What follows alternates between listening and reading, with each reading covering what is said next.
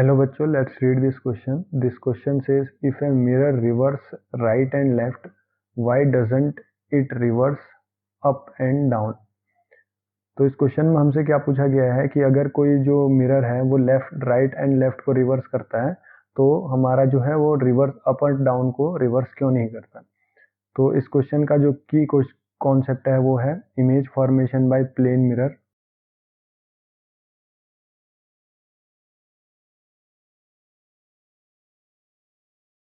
तो जैसे कि हमको पता है अगर हम किसी मिरर के सामने खड़े हों तो अगर हम अपना लेफ्ट हाथ अगर ऊपर उठाते हैं तो हमें क्या मिलता है।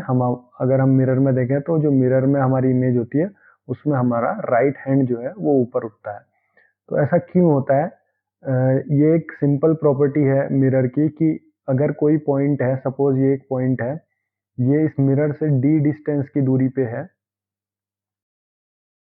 ये इस मिरर से डी डिस्टेंस की दूरी है, तो इसकी जो इमेज होगी मिरर से वो भी कितना दूर होगी, वो भी हमारी जो है डी डिस्टेंस की दूरी पे होती है। तो ये कॉन्सेप्ट जो है सबसे मेन है इस क्वेश्चन को समझने के लिए। तो हमारे पास जो ये मिरर है, प्लेन मिरर, उससे जो डिस्टेंस होगी हमारी ऑब्जेक्ट की उतनी ही डिस्टेंस जो होती है हमारी ऑब्जेक्ट के इमेज की भी होगी। ये सिंपल रे ऑप्टिक्स से हम डिमॉन्स्ट्रेट कर सकते हैं कि हमारा जो मतलब सिंपल ज्योमेट्री से हम ये सब जो है दिखा सकते हैं कि ये जो डिस्टेंस है और ये जो डिस्टेंस है वो बिल्कुल सेम होती है। तो ये जो कॉन्सेप्ट है इसका, the distance of the object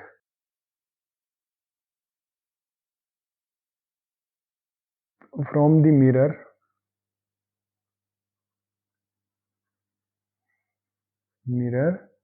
is equal to the image from the mirror। तो इसका हम प्रैक्टिकल एग्जांपल देखें तो सपोज ये हमारा एक कोई इंसान है जो कि खड़ा है मिरर के सामने। तो अगर वो मिरर के सामने खड़ा है तो कुछ इस तरीके से, और ये उसकी नाक है। तो सिमिलरली अगर हम देखें तो ये जो इसकी नाक है वो सबसे पहले जो है हमारी कितनी डिस्टेंस पे, इतनी डिस्टेंस पे मिरर से डी डिस्टेंस पे होगी, तो उतनी ही दूरी पे हमारी जो है वो नाक बनेगी। तो ये हमारा सिंपल कॉन्सेप्ट है। तो और अगर इसका हेड देखें तो हेड का जो ये पोर्शन होगा, ये वाला पोर्शन जो है सबसे पहले बनेगा। तो इस तरीके से हमारा हेड बन जाएगा। सिमिलरली अगर हम इस हैंड को देखें तो ये वाला हैंड जो है हमारा जितना डिस्टेंस होगी मिरर से इस पॉइंट की हैंड के, तो अगर हम जो मतलब एक्सटेंडेड बॉडी ले रहे हैं तो उनको हम क्या समझ सकते हैं, बहुत सारे पॉइंट समझ सकते हैं। जैसे कि ये हमने पहले दिखाया तो ये डी डिस्टेंस पे था, तो इस तरीके से हम जो हाथ का ये वाला पॉइंट है ये भी कुछ डिस्टेंस पे होगा, उतनी ही डिस्टेंस पे हमारा क्या है, यहाँ पे भी उतनी ही दूरी पे हमारा एक हैंड बनेगा। तो सपोज यहाँ पे हमारा जो है वो डिस्टेंस है, तो हमारा जो है ये गर्दन रहेगी और ये इसका हाथ हो गया। तो सिमिलरली जो है ये वाला जो हाथ होगा वो कहाँ होगा, इस तरीके से ही हमारा जो है इतनी डिस्टेंस पे था, तो यहाँ से भी जो है वो लगभग उतनी ही डिस्टेंस पे होगा। तो हम क्या कह सकते हैं कि ये जो हाथ है हमारा इस तरीके से बनेगा।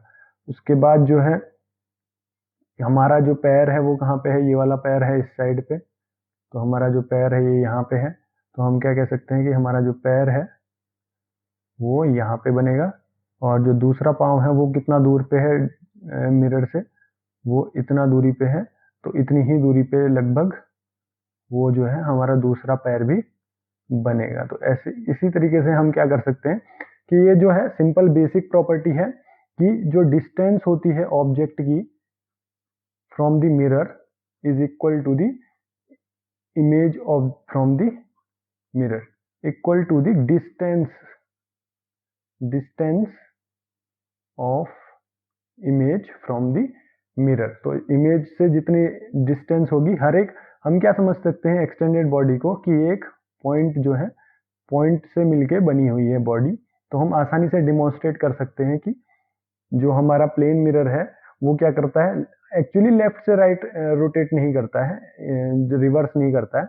हमारा जो बेसिक कॉन्सेप्ट है वो है कि ऑब्जेक्ट की जो डिस्टेंस रहनी चाहिए वो मिरर के फ्रंट में और मिरर के सामने में सेम रहनी चाहिए। तो अगर हम इसको फ्लिप कर, अगर ये अप डाउन जो है फ्लिप हो जाते, तो ये हमारा हेड जो है इधर आता, तो हमारा जो डिस्टेंस है मिरर से वो जो है हमारा चेंज हो जाता। ये सिंपल जो है रे ऑप्टिक्स से हम डिमॉन्स्ट्रेट कर सकते हैं कि डिस्टेंस जो है वो सेम होना चाहिए मिरर के सामने से। I hope you understand this question very well. Best of luck.